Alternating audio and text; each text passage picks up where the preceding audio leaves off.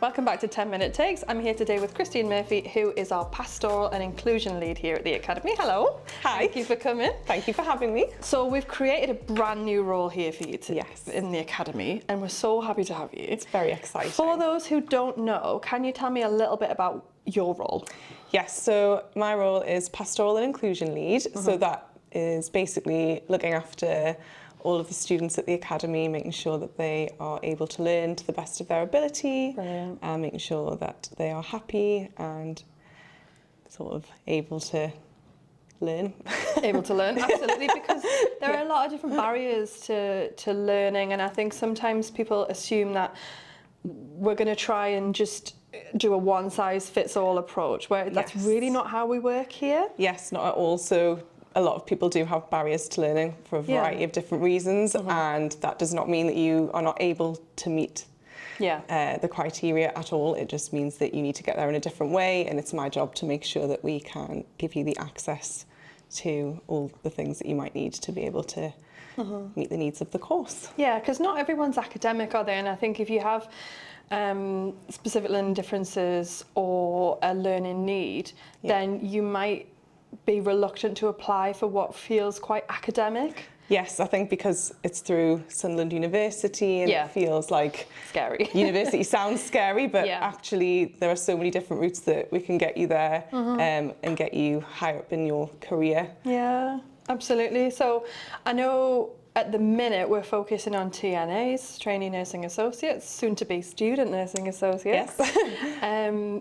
What kind of thing have we supported with already? Just a little bit of a taster of what we've been up to. Yeah, so on the sort of pastoral side, there's been a lot of people, even just sort of day-to-day worries or things going on at home, anything like that we can support with and make sure that everybody's kind of able mentally to deal with the course. Or the other thing is if people have additional needs, to make sure that we can get them assessed properly and get those needs met and overcome the barriers to learning.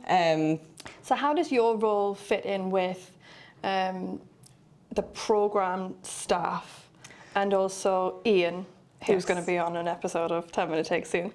Yes. How does your role fit in with the academic and the clinical side? Yeah, so I work really closely with the clinical educators and the academic assessors. We all work together, so my role is mostly to ensure that for the academic side, everything is suitable. Ian's more kind of the clinical side, but they do overlap. Of course, so that's why we always share everything together. And then with the academic assessors, it's more, I'm often signpost to them if it's help with the actual essays or with the actual work, and then if it's anything else that's impacting how people access those things, so if it's anything at home or anything like that, that would be my job to support. Brilliant. And how do you fit in with the university aspect? Obviously, because we're here with Sunderland University and we're able to access all of their resources, so how do we do that? So I work closely with the wellbeing support team there as well. So they offer a lot of different things at Sunderland University that we also offer at the Trust. So there's a lot of different things that can be accessed, like wellbeing services, financial support, different things like that. So there's the option to use the university and also the Trust. Yeah. So what advice would you give to someone who is quite apprehensive about applying or maybe even discussing what their learning needs are? What advice would you give to that person? I would say the world is very different now, and everybody is much more aware of these things, and additional needs are only becoming more as people start realising that they need them, and the world now caters for these things. It's not like when we were at school and things like that. And it was just get on with it. Yeah, absolutely. So there is support for you, and if you're thinking, oh, you know, I'm dyslexic, I've got ADHD, I'm autistic, I have physical needs, anything like that, we have support systems in place for people and for students with those things already, so we can absolutely cater. Yeah, we're so happy to cater. In fact, we've employed a whole person to do absolutely. it. That is my role. Like, we want to do it. Yeah, we do. Absolutely. It's such a shame that people feel like that, and I do understand why people feel like that, but that we need to overcome those, because these are the people who are going to be amazing at the job, and we need to make sure that we can get them in. Absolutely. So I know about the, people are able to be assessed for their need and supported here at the academy.